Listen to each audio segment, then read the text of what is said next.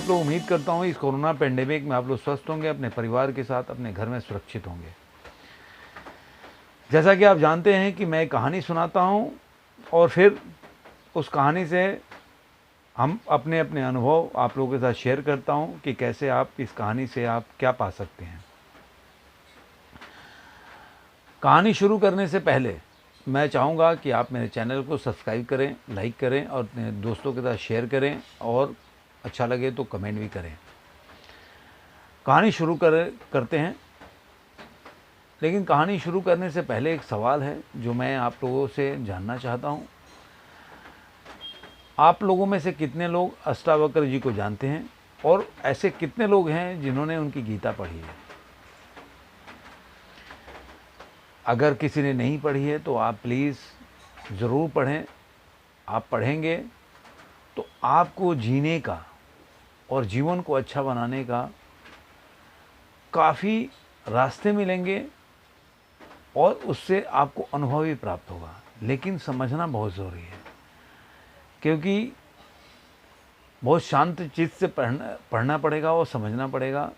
थोड़ा कठिन है समझना, लेकिन अगर आप एक बार समझना शुरू कर देंगे तो यकीन मानिए कि आपको अपने आगे एक नई दुनिया दिखेगी, एक नई समझ के साथ।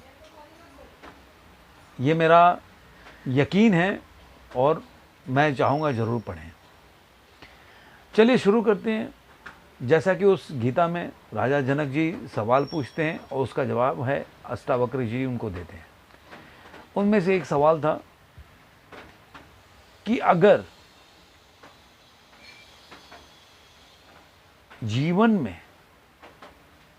जो हमारी ज़िंदगी हम जी रहे हैं, समाज में जी रहे हैं, यही सत्य भी है, यही मिथ्या है, हमारी चेतना इसको कैसे समझ लेगी कि यही सत्य है और यही मिथ्या है, जिससे कि हमें मोक्ष की प्राप्ति हो जाएगी।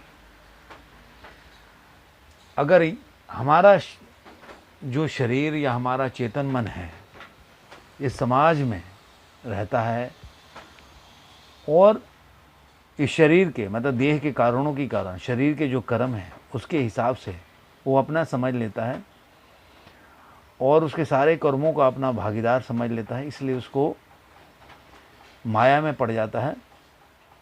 और जब वो उसको इस बात की अनुभूति हो जाती है तो वो मोक्ष को प्राप्ति होता है। अब मैं इसको आज के परिप्रेक्ष्य में समझाने की कोशिश करूंगा, लेकिन इसके जवाब में जो अष्टावक्र जी ने राजा जनक जी को बताया, उन्होंने एक कहानी बताई कि एक बालक नया नया सन्यास को धारण किया। जब सन्यास को धारण किया तो वो अपने जीवन जो है, जीविका जो है वो चलाते हैं, लोगों से भिक्षा मांग के और जो भी उनको मिल जाता है उससे अपनी ज़िंदगी को चलाते हैं। तो ऐसे ही वो जो बालक था जो नया नया सन्यास धारण किया था, वो भिक्षाटन के लिए गांव में निकला। गांव में निकला तो देखा कि बड़ी धूमधाम से एक बंदा घोड़े पे जा रहा है और लोग काफ़ी आगे पीछे लोग लगे हैं, नाच गा रहे हैं और ढोल ताशे बज रहे हैं। तो बड़ा क्यूरियोसिटी होगा तो उसने पूछा कि भाई, बगल वाले से कि भाई ये क्या हो रहा है? तो उस बंदे ने बताया कि इस बंदे की शादी हो रही है, जो ये मनुष्य है उसकी शादी हो रही है उस आदमी की। तो फिर उस सन्यासी जो बालक था उसने पूछा कि शादी मतलब क्या है? तो अगर शादी के बाद स्त्री और पुरुष शादी होते हैं तो कह रहा उसके बाद क्या होता है? तो उसने बताया कि शादी के बाद वो एक दूसरे से साथ रहते हैं, जिससे कि बच्चा भी पैदा होता है, फैमिली बड़ी होती है। जैसे आप हो, हम हैं, वैसे नए बच्चे का जन्म होता है। तो बोला कि मतलब सबके साथ होता? कह रहे सबके साथ होता, सबकी शादी होती है, क्या आपकी नहीं? कह रहा मैं तो अभी बालक हूँ, मैंने संन्यास धारण किया हूँ। तो बड़ा जो नया सन्यासी था बड़ा कौतूहल हो मन से वो भिक्षाटन किया और थक के कुएं के पास सो गया। आपने देखा होगा गांव में कुएं बने होते, उसके चबूतरे होते कुएं के पास। सो गया तो उसको सोते ही उसको सपने आने लगे कि वो किसी घर में उसके भाई भतीजा हैं, सारे लोग हैं, और उसकी भी शादी ठीक हो जाती है, उसकी शादी हो जाती है।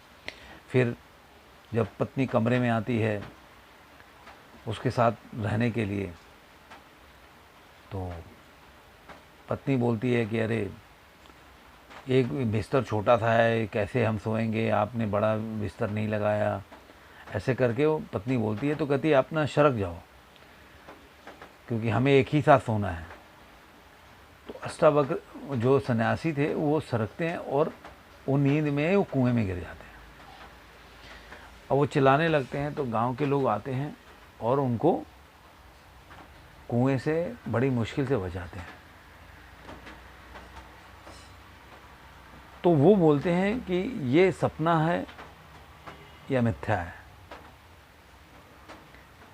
क्योंकि जो मैं अभी जो किसी ने मुझे बचाया ये मिथ्या है, या मैं जो देख रहा था सपने में वो मिथ्या है। कहने का क्या मतलब है, यहां इस कहानी से अष्टावक्र जी समझाने की कोशिश करते हैं कि आप जिंदगी में जो भी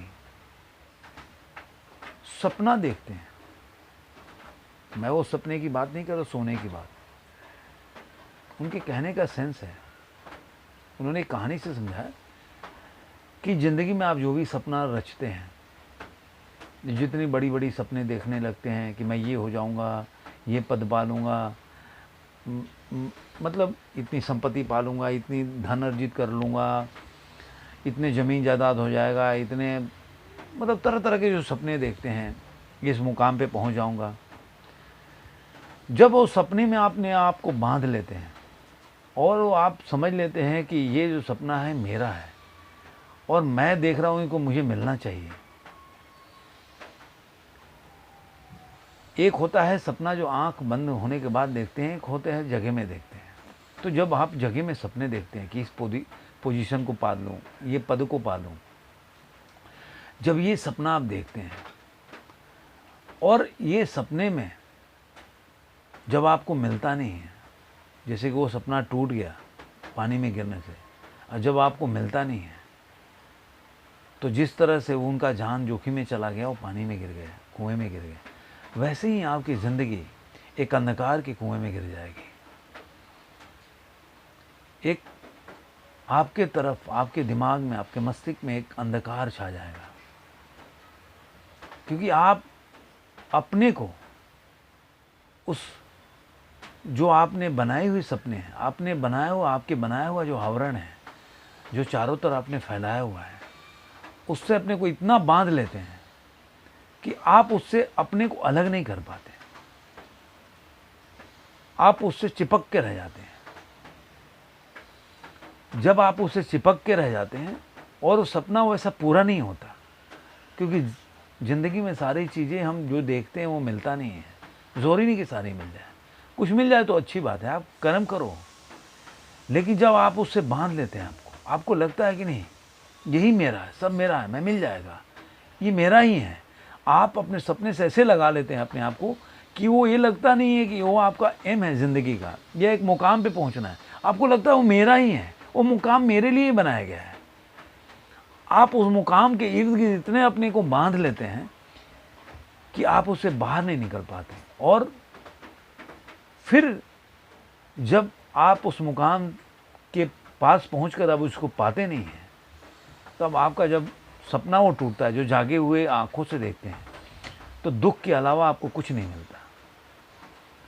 इसलिए आप अपने प्रयास तो कीजिए ज़िंदगी में, लेकिन एक अपना सपना, एक अपना एम के साथ तरह तरह के अपने सपने बनाकर उसके साथ अपने को बांध मत लीजिए। अपने को जैसे कि फेविकोल से चिपका मत लीजिए। फेविकोल से चिपकेगा, अगर आप उखाड़ेंगे तो आपको दर्द होगा।